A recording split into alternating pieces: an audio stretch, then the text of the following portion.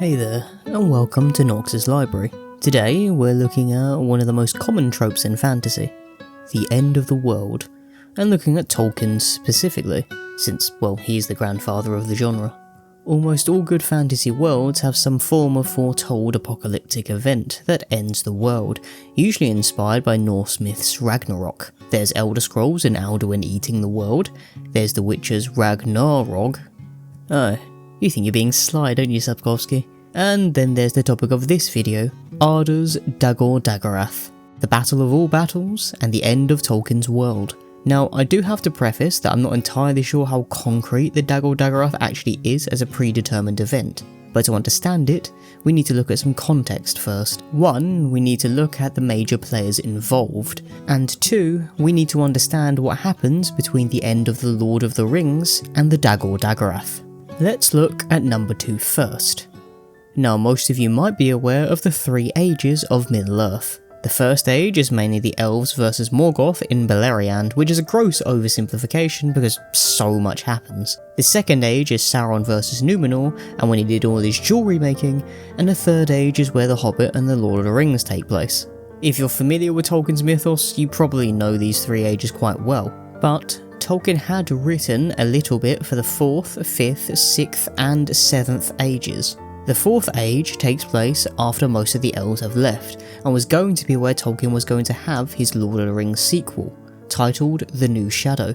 A bunch of hobbits get married in this age, Arda and Gondor get reunited, Aragorn and Arwen kick the bucket after long fulfilled lives, and pretty much everyone we know and love passes on as the years go by. The ages after that don't last as long, and as the elves leave and the dwarves dig so deep that they don't come back up, only man is left.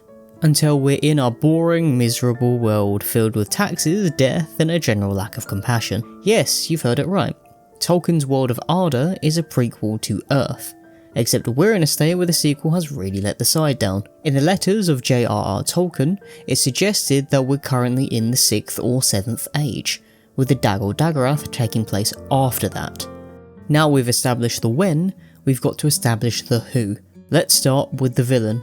And no, it isn't the schemer Sauron, it's his former boss, Morgoth, or Melkor depending on who you ask. He's up against the Ainur, which includes the Maiar and the Valar of Valinor, his former colleagues and old foes. There are some important names to remember among the Ainur to understand the Dagor Dagorath. There's Manwë, the king of the Valar and Morgoth's brother. Eonwë, Manwë's herald and designated Maiar, and Tolkien, the Giga-Chad Valar of War, who's always down to throw hands with Morgoth. Then there are a few mortals, beginning with Elendil, Elrond's dad, who pilots a spaceship. No, not the Star Wars kind, is literally a seafaring vessel floating in space. He kills the biggest dragon around, and Calagon, with it and everything, and his wife's a dove. No, I'm not making any of this up.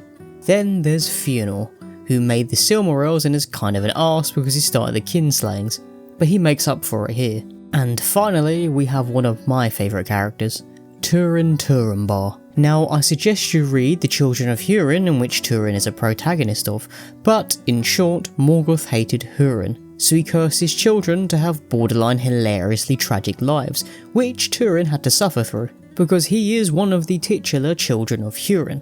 At the end of the world, during the Dagor Dagorath, he finally gets some revenge. But now the who and when are set, we can finally begin talking about where the story starts. You see, Morgoth gets trapped in the Door of Night, after his defeat at the end of the First Age, following the conclusion of the War of Wrath. Now, the old world and its powers are getting tired, and after thousands and thousands of years, he finally figures out a way to free himself, and blackens the sun and moon. Huh, I see the Ragnarok inspiration here. Anyway, Elendil will notice this and immediately sail fly to meet Tolkien, Manwë, Eonwë, and Turin on the plains of Valinor. There, the forces of the Valar gather and prepare to face Morgoth. Tolkien wrestles him, and it is said on his right hand is Eonwë, and on his left, Turin. Our boy Turin deals the final blow with his black sword, Guthang, which probably has the craziest kill roster in Tolkien's history. If you've read The Children of Húrin, you know this sword gets things done, one way or another. And Morgoth's final defeat is probably the most vindicating experience for Turin, given all the pain his curse put him through.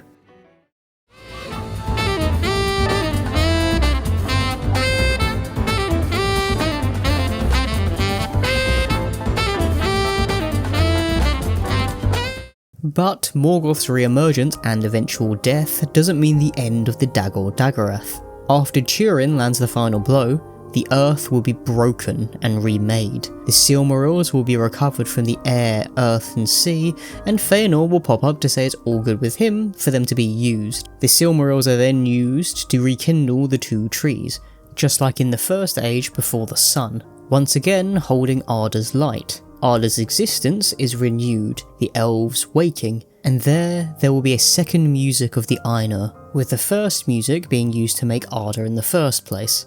A second world will be made, men and elves joining in the song while dwarves come to help reforge Arda. None know what this second world will be like, nor do they know what will become of the old world and its people. All that is known is that this remade world will be a greater one, and the lands of Beleriand will be lifted from the sea. Now, I do want to preface a few things about the Dagor Dagorath. For one, it's kind of touch and go as to whether it's properly part of Tolkien's mythos, and the only information we have about it is when the world was relatively fresh and new in Tolkien's mind. It was when he was hard at work with the First Age, and while Beleriand is mentioned, Númenor is not. It should also be noted that Christopher Tolkien removed the Dagor Dagorath prophecy from the Silmarillion, based on a 1958 version of the Valaquenta, which is the second part of the Silmarillion. The Dagor Dagorath itself appears in a 1937 manuscript of the Quenta Silmarillion, and this is where I'm getting most of the information from. I think it's also worth talking a little bit about the rather obvious comparisons with the Dagor Dagorath and Ragnarok. Tolkien has always taken inspiration from various myths and folklore, with the inspiration from the Norse myths perhaps being the most obvious. Many characters are named after the dwarves in the Poetic Edda, including Gandalf for some reason. I already mentioned the blackening of the sun and moon, and during Ragnarok the sun and moon are eaten by Skoll and Hati, two giant wolves. The dead coming back to fight in the Dagor Dagorath is somewhat similar to the armies of Hel and Valhalla duking it out, and the world of Arda being broken and reformed is somewhat similar to the world sinking and rising again after some versions of Ragnarok. Both are the start and end of a cycle, except there feels like there's more hope at the end of the Dagor Dagorath. The old, tired world and the defeat of its greatest evil give way to a new, energetic world that can be something better without the burdens of the old one.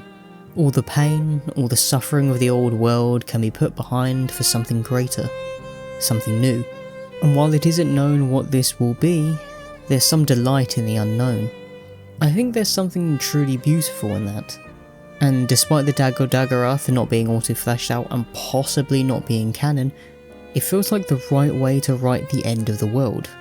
For it's not the end. It's the start of something more.